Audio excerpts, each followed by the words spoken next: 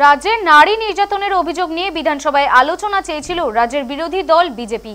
সেই আলোচনাকে কেন্দ্র করে উত্তপ্ত হয়ে ওঠে বিধানসভা। তারপরেই অধিবেশন ছেড়ে বেরিয়ে গেটের সামনে বিক্ষোভ দেখায় বিজেপি বিধায়করা।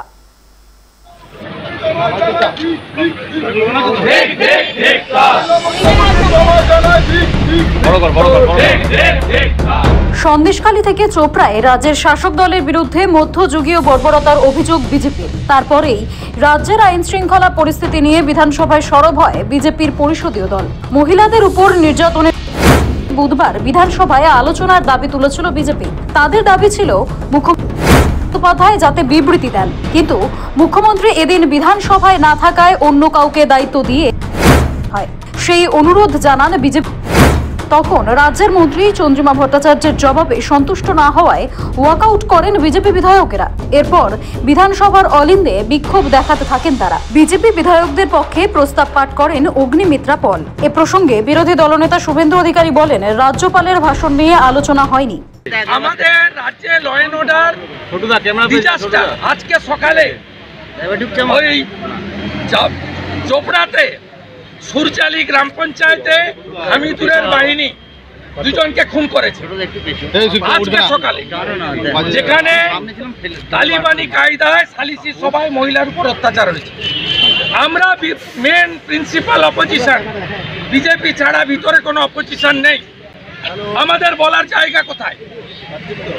এক নম্বর, রাজ্যপালের ভাষণে আইন শৃঙ্খলা বলার সুযোগ থাকে। এবছর 24-এ রাজ্যপালের ভাষণ হয়নি। প্রতি বৃহস্পতিবার ছিল হোমের question answer, calling attention mention. গত সেশন থেকে এটা সোমবার করা হয়েছে এবং কোন সোমবার কোন বিধায়কের কি শাসক কি বিরোধী ডিপার্টমেন্টের কোশ্চেন নেওয়া হয় না। তাই আমাদের মহিলা বিধায়িকা যে মুখ্যমন্ত্রীর স্টেটমেন্ট চায়, মুখ্যমন্ত্রী হাউসে তো নেই। আমরা বলেছিলাম নেই তো অন্য কোনো মন্ত্রী স্টেটমেন্ট, সেটাও ইগনোর করা হয়েছে। উল্টে চন্দ্রিমা ভট্টাচার্য মাননীয় মন্ত্রীকে দিয়ে বলালো হলো যে সরকার মহিলা নির্যাতনের বিষয়ে অত্যন্ত কঠিন এবং কঠোর, এমন কঠিন এবং কঠোর রামপুরহাটের বক্তব্য হাসখালি ময়নাগুড়ি সব ঘটনা সিবিআইকে দিতে হয়। যে আরো ভয়ঙ্কর রূপ নিচ্ছে, বিভিন্ন রকমের বিবস্ত্র করে ঘোরানো। কোনোদিন ভাবিনি, কোনোদিন শুনিনি একজন মহিলাকে 1.5 কিলোমিটার বিবস্ত্র করে ঘোরানো, গ্যাংরেপ, ক্যাঙ্গারু কোর্ট, সালিশি সভা করা। মানে এগুলো কি হচ্ছে? এগুলো আর এইগুলো নিয়ে কথা বলতে গেলে কথা বলতে দেওয়া হচ্ছে না। আজকে এটা নিয়ে আমরা মুলতবি প্রস্তাব এনেছিলাম, কথা বলতে দেওয়া হচ্ছে না। আমাদের অধ্যক্ষ মহোদয় বলছেন আপনি মেনশন বা কলিং অ্যাটেনশনে কথা বলবেন, সেটাও তো আপনারা কথা বলতে দেন না। কথা বলতে তাহলে বলে দিন কোথায় কথা বলবো। সোমবার হচ্ছে স্বরাষ্ট্র দপ্তরের দিন, সেখানে আমরা কোয়েশ্চেন করার আমাদের সুযোগ রয়েছে, কিন্তু কোনোদিন মমতা ব্যানার্জি আসেন না। আপনি কথা বলতে দেবেন না, আপনি মাইক বন্ধ করে দেবেন, মমতা ব্যানার্জি আসবেন না। তাহলে আমরা এই প্রশ্নগুলো জনপ্রতিনিধি হিসেবে আমরা কোথায় করব?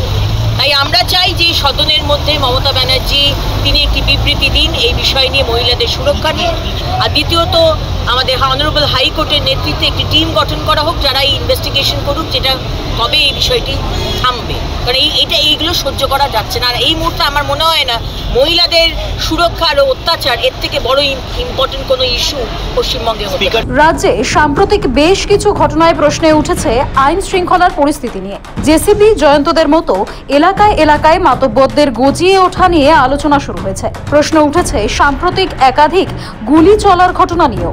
ঘটনাগুলিকে কেন্দ্র করে বিগত কয়েক দিনে রাজ্য সরকারকে চাপে রাখার চেষ্টা করেছিল বিজেপি। এবার বিধানসভার অন্দরেও রাজ্যের আইন শৃঙ্খলার ইস্যুতে সরব বিজেপির পরিষদীয় দল। সৌভিক সান্যালের রিপোর্ট, সময়, কলকাতা।